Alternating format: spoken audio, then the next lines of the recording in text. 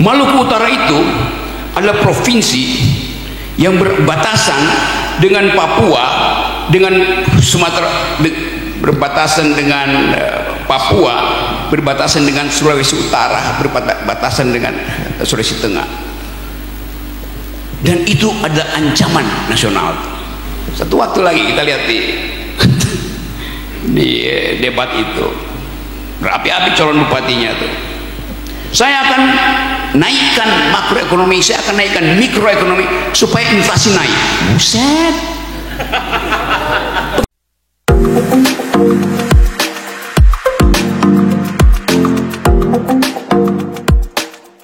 Oke, yang cewek-cewek khususnya ya. Berdiri. Oke. Mikrofonnya.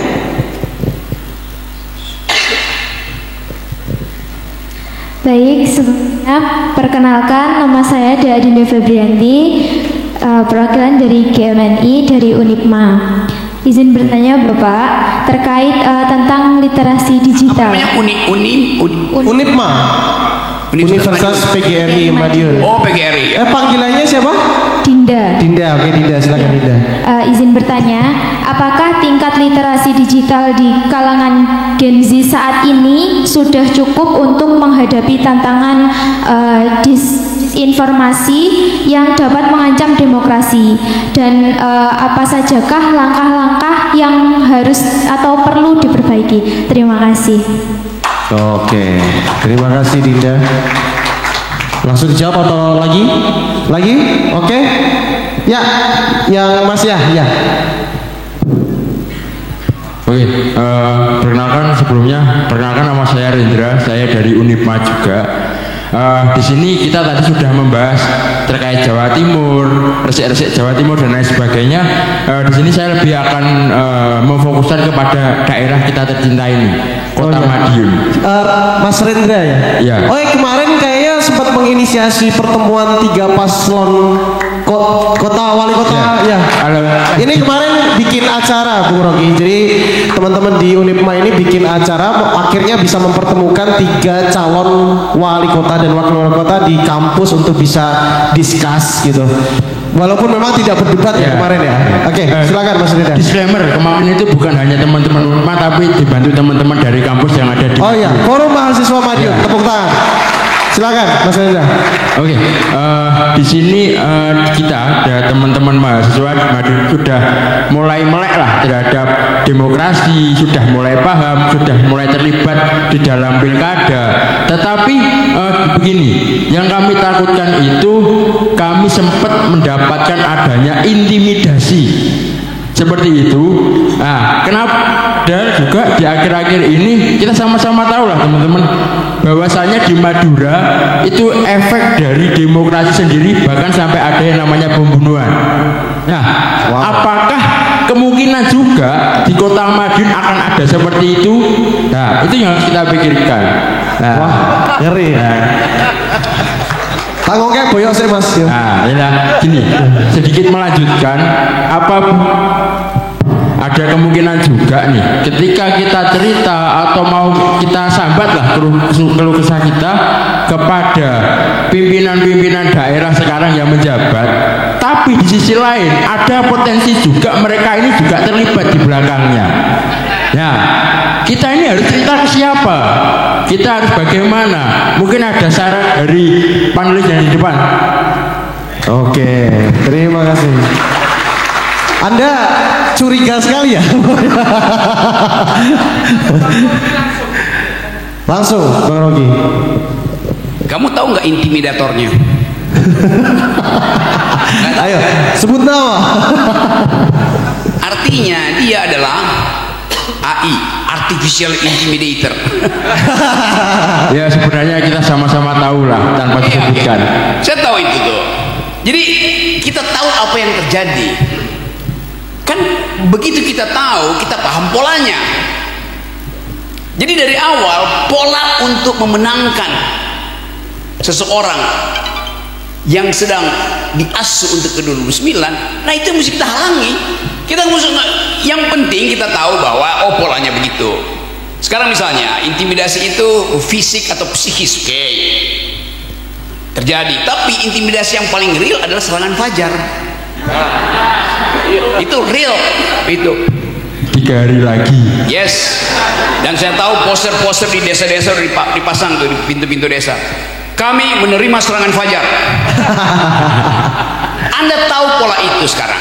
Sekarang misalnya ada berapa mahasiswa di Madiun itu? Ya kalau dari kampus kami pribadi sekitar 5 ribuan. Kalau dari ada berapa TPS di sekitar kamu?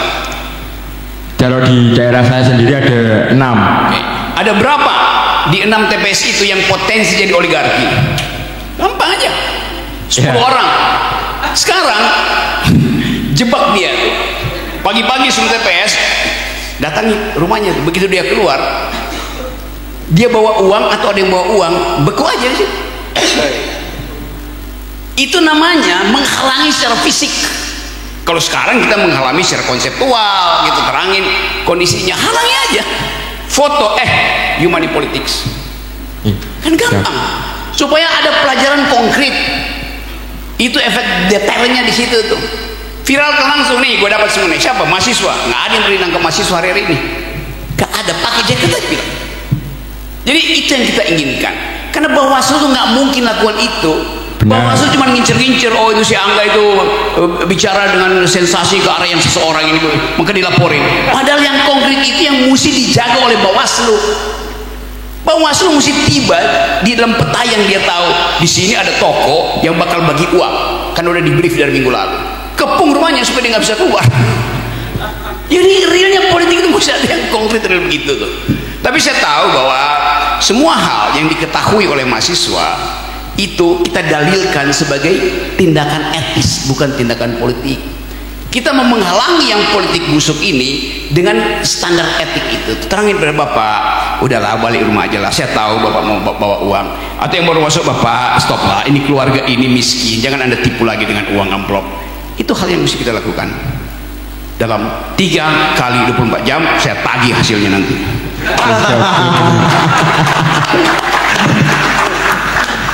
Oke, ada lagi teman-teman? Silakan. Baik, terima kasih. Cek. Perkenalkan, nama saya Tata Gali Cahyoko, berasal dari Pergerakan Mahasiswa Islam Indonesia cabang Madiun. Izin Bung Rocky, di dalam tema pembahasan kita hari ini, hari namanya di depan itu menjaga demokrasi.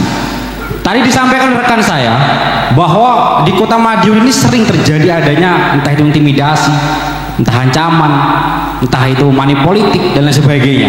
Saya kira hal tersebut adalah buah dari demokrasi yang cacat yang ada di negara ini.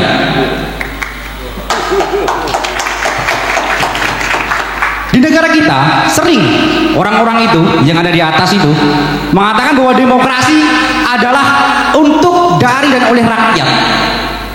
Saya sempat mendengar juga dari pidato Bu Rocky di televisi-televisi dan di sosial media. Kalimat-kalimat dari, oleh, dan untuk rakyat, saat saya coba telusuri, itu berasal dari Abraham Lincoln dari Amerika. Apa dasar hukumannya? Apa dasar keilmuannya? Liberal klasik. Sedangkan kita banyak yang mengatakan demokrasi kita demokrasi Pancasila. Bahkan Bung Rocky pernah mengatakan demokrasi bukan itu pengertiannya, tapi the government of reasons through the government of baby people. Pemerintahan akal melalui pemerintahan orang. Saya ingat benar-benar itu, dan itu yang sebanyak saya telusuri. Bagaimana demokrasi begitu cacat di sini? Satu, demokrasi kita memungkinkan tidak memilih pemimpin yang terbaik. Bahkan dikritik itu habis. Konsep demokrasi oleh Plato, oleh Socrates dikritik oleh habis oleh mereka-mereka. Bahwa demokrasi tidak akan pernah tepat diterapkan di suatu bangsa yang tidak sejahtera dan pendidikannya belum mumpuni. Demokrasi kita tidak memungkinkan pemimpin terbaik terpilih. Tidak, demokrasi hanya memungkinkan yang terburuk tidak menjabat. Cukup di situ. Kedua, demokrasi kita setiap 5 tahun sekali selalu berganti. Kebijakan selalu berganti. Pertanyaannya, bagaimana konsisten di sini program-programnya setiap 5 tahun sekali berganti? Dua, ketiga, demokrasi kita dengan mengusung konsep-konsep pengertian-pengertian dari Barat, banyak yang mengatakan soalnya Bung Rocky, banyak orang mengatakan demokrasi adalah dari, oleh, untuk rakyat, dari, oleh, untuk rakyat. Itu Abraham Lincoln. Amerika Serikat liberal klasik, kita demokrasi Pancasila. Saya katakan itu berkali-kali, tapi entah itu tidak dengar atau gimana saya nggak tahu tuh. Oleh sebab itu demokrasi kita dari pemahaman dasar saja sudah salah. Mereka-mereka yang memahami bahwa demokrasi adalah pemahaman liberal klasik, bahwa kita demokrasi Pancasila. Belum selesai lagi. Keempat, demokrasi dikatakan demokrasi Pancasila. Pancasila seperti apa? Di dalam Pancasila ada Marxisme, ada liberal, ada Karl Marx, ada Marxisme. Tadi Bung Rocky mengatakan proletar, borjuis. Semuanya ada dalam demokrasi. Itulah yang mengandung bahwa demokrasi mengalami kecacatan, banyak celahnya. Pertanyaannya Bu Rongki, itu soalnya berpengaruh di Kota Madiun. Banyak celah-celah, pasal-pasal karet, ASN netralitas omong kosong. ASN netralitas apa? Coba teman-teman screening. Saat ada kampanye datang itu, pasti ada satu PNS, dua ASN yang datang, tapi mereka tidak pakai seragam, mereka tidak ngapa-ngapain. Apakah pelanggaran? Tidak. Bawaslu mengatakan itu tidak pelanggaran. Nah, itu karetnya di situ. Nah, itu Bung Rocky. Yang ingin saya tanyakan, apa sebenarnya demokrasi kita? Demokrasi kita itu apa? Apa konsep konkret dari demokrasi kita? Sehingga menimbulkan banyaknya kontroversi dan kejahatan tersebut, khususnya terjadi di Kota Madiun. Sekian dari saya. Wallahu a'lam bishawab. Wassalamualaikum warahmatullahi wabarakatuh. Salam pergerakan. Salam. Waalaikumsalam warahmatullahi wabarakatuh. Silahkan Bung Rocky. Assalamualaikum warahmatullahi wabarakatuh. Sambil jalan-jalan juga nggak apa-apa Bung Rocky ya. Dialekmu itu persis Nusron Wahid. Nusron Wahid ya. Tapi ketajamanmu melampaui dia. Asik. Ya karena saya dengan kamu, saya dengan Nusron, maka saya bikin perbandingan. Nusron Wahid itu teman saya gitu. Okay. Apa yang membuat Anda harus mengevaluasi the very ideas of democracy? Ya itu Abraham Lincoln bilang begitu. Dan saya kritik. Saya pakai keterangan bahwa tadi betul itu demokrasi is the government of reason through the government by the people. Pemerintahan otak melalui pemerintahan orang. Pemerintahan otak artinya ada diskursus argumentatif. Demokrasi adalah argumentasi. Force of the better argument. Yang punya argumen terbaik, dia boleh memimpin. Tetapi itu keadaan yang dimungkinkan kalau ada kesetaraan berpikir di situ. Tadi saya terangkan bahwa diperlukan argumentatif society, masyarakat yang mau berargumen, baru bisa tumbuh pikiran bahwa demokrasi adalah pemerintahan akal melalui pemerintahan orang. Kan itu intinya kan. Artinya bagian-bagian dari masyarakat, atau jangan bagian, subkultur dari masyarakat yang masih menghipnosis manusia lain dengan feodalisme mesti dihilangkan. Hierarki tidak boleh ada. Jadi pengkondisian itu, saya bilang tadi kita mau dari politics of memory tadi saya terangkan problemnya, pergi pada politics of hope. Salah satunya adalah ideas demokrasi itu. Untuk pergi ke situ perlu jembatan. Jembatan pertama saya sebut argumentative society. Jembatan kedua jembatan ideologi. Pancasila itu adalah sosialisme. Intinya begitu akhirnya. Bukan ideologi ya Bung ya? Bukan soal ideologinya.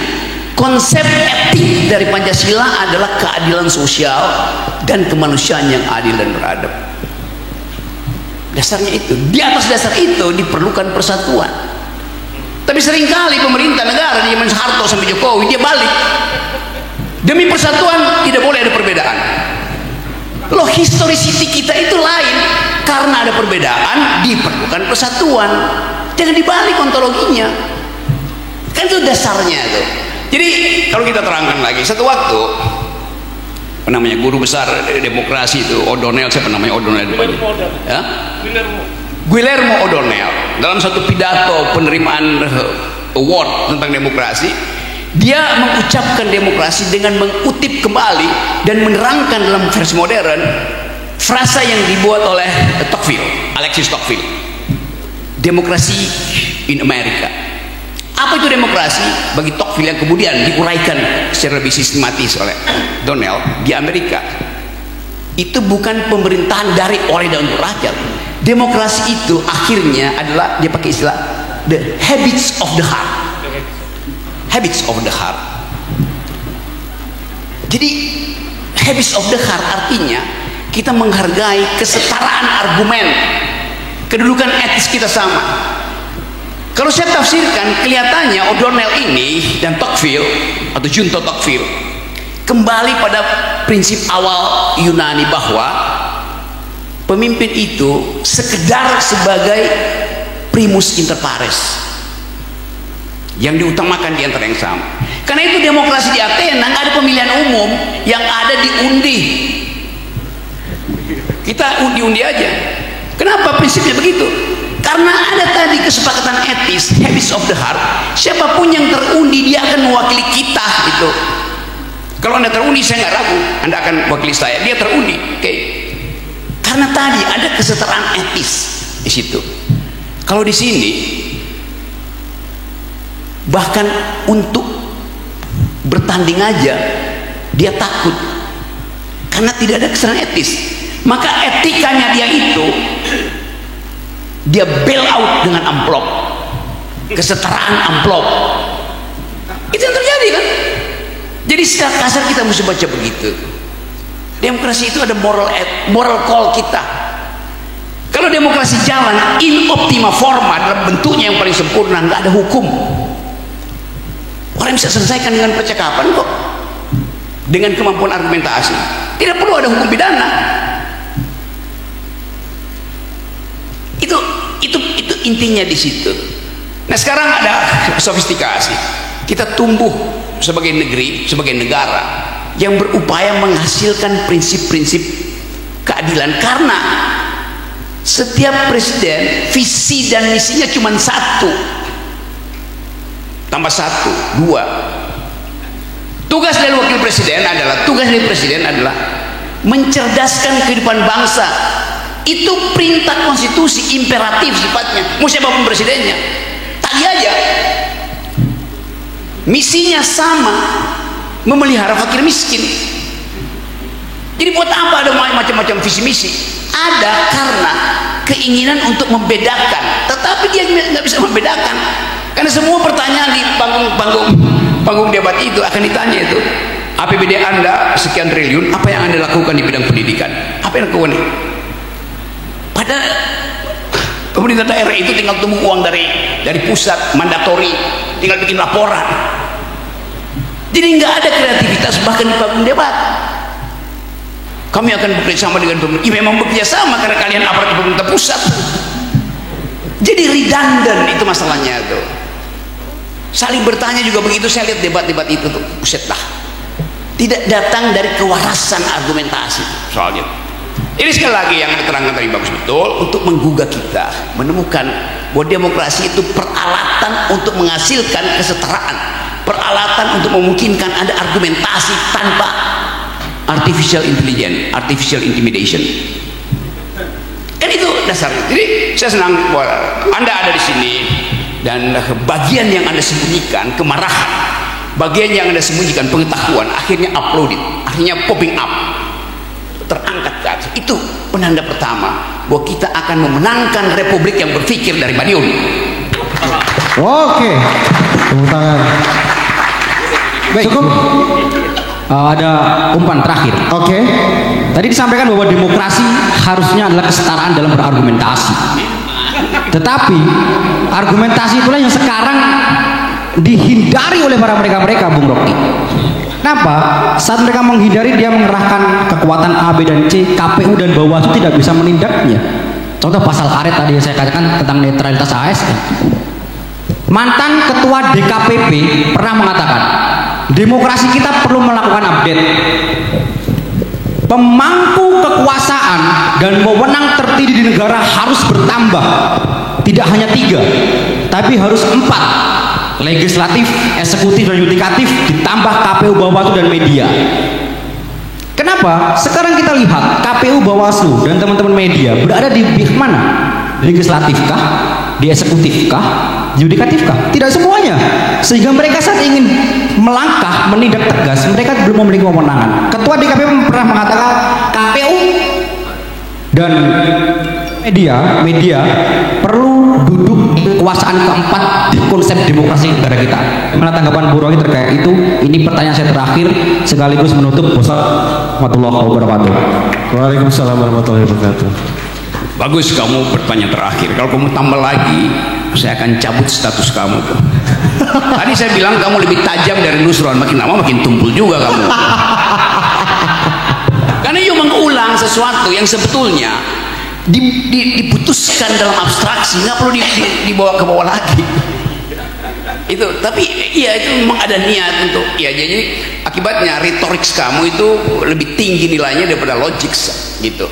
Jadi imbangkan selalu di dalam public speaking.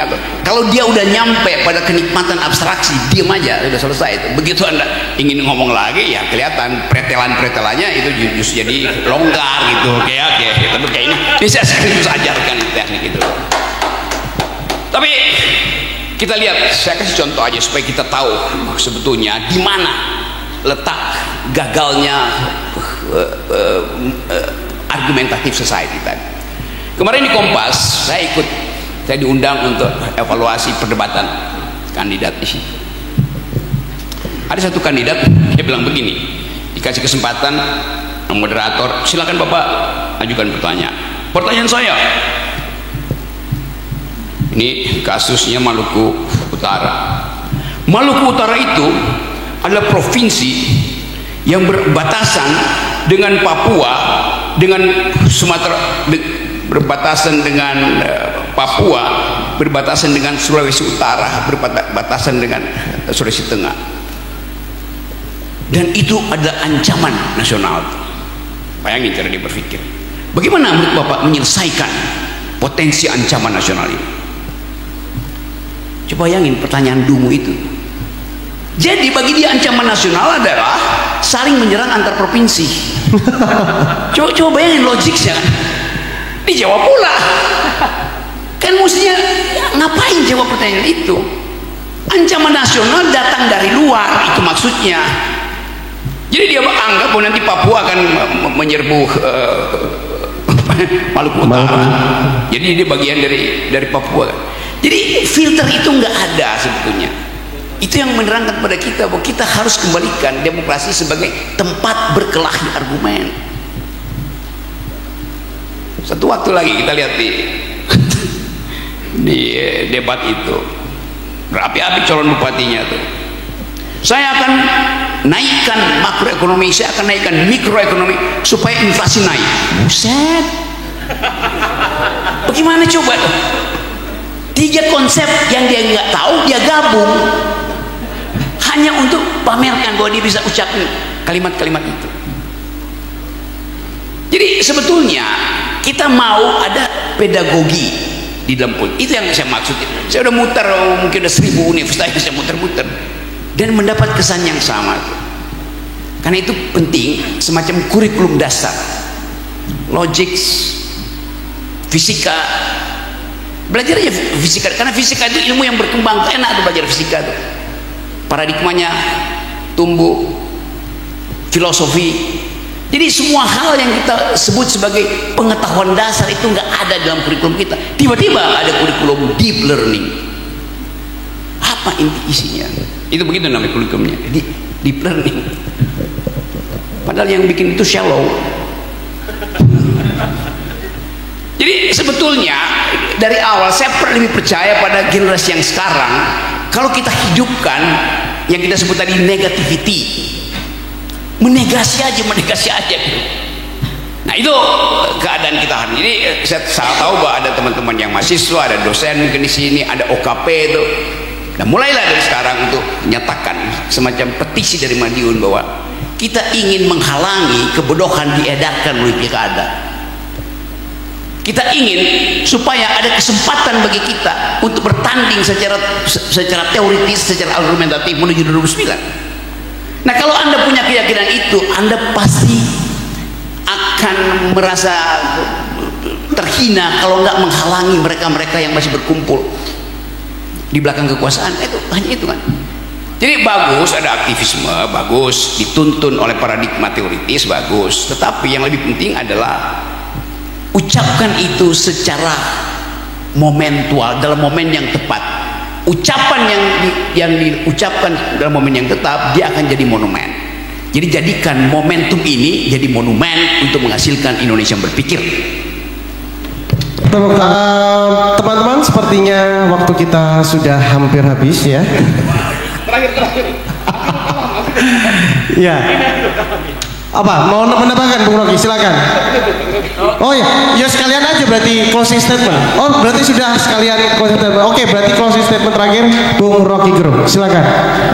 Anda bayangkan kalau sidang MPR itu dibuka dengan kuliah umum semacam ini. Bukan sekedar setuju, tek. Anda bayangkan kalau munas partai dimulai dengan kuliah umum semacam ini, bukan dengan aklamasi. Jadi kita hidupkan kembali hal yang pernah menjadi political origin dari negeri ini, yaitu bertengkar. Buka buku, buka referensi itu. Memang hari-hari ini ada kecemasan bahwa artificial intelligence akan memudahkan kita untuk mencari keterangan. Tetapi kita hidup bersama artificial intelligence sebagai fakta ontologis, bukan fakta eksistensial. Itu kondisi kita. Kita minta tolong pada AI. Oh, dia adalah friend saya. Artificial adalah teman saya, kan bisa menolong saya as a friend itu. Tetapi dia juga bisa mengarahkan saya. Saya nggak mau, maka dia jadi enemy saya. Dialektika itu yang bikin istilah hubungan saya dengan artificial, dengan digital segala macam itu adalah hubungan apa namanya istilahnya frenemy, friend and enemy sekaligus. Itu juga dialektis. Setiap kali kita bicara hal-hal yang memungkinkan artificial intelligence itu membaca cara berpikir kita, maka kita akan dikembalikan untuk hidup dalam dialektika itu. Jadi terus produce criticism, terus produce negativity supaya ada dialektik, dan artificial intelligence itu akan membaca topografi pikiran kita. Jadi sekali lagi ada kesempatan bagi kita untuk menjadi generasi yang memungkinkan saya nanti cemburu dengan saudara. Bahwa saudara bisa berpikir lebih cepat, dialektika saudara lebih bagus, tuh kemampuan saudara untuk memprediksi lebih baik tuh. Kan itu intinya tuh. Jadi apa yang saya terangkan tadi, Angga terangkan, Pak Moderator terangkan, teman-teman sini dari aktivis sampai pengusaha, itu dimaksudkan untuk mengocok kembali pikiran kita. Itu dasarnya tuh. Dan saya pakai seperti biasa cara menerangkan yang sifatnya menggugat, menduga, menggugat, menggugat. Nah, pastikan mulai sekarang bahwa cogito ergo sum. Yang terjadi di negeri ini bukan cogito ergo sum, cogito interruptus. Pikiran terputus. Kalau pikiran terputus membahayakan negara. Itu dasarnya. Lebih berbahaya daripada coitus interruptus. Nah, kalau anak muda cogito ergo sum atau coitus ergo sum. Aku coitus maka aku ada. Itu juga fakta biologis kita. Yang memungkinkan kita satu kali mengucapkan bahwa kemampuan kemanusiaan adalah bertengkar untuk persahabatan. Inna rabbaka labil mirsad. Surat Al-Fajr ayat 14. Wah.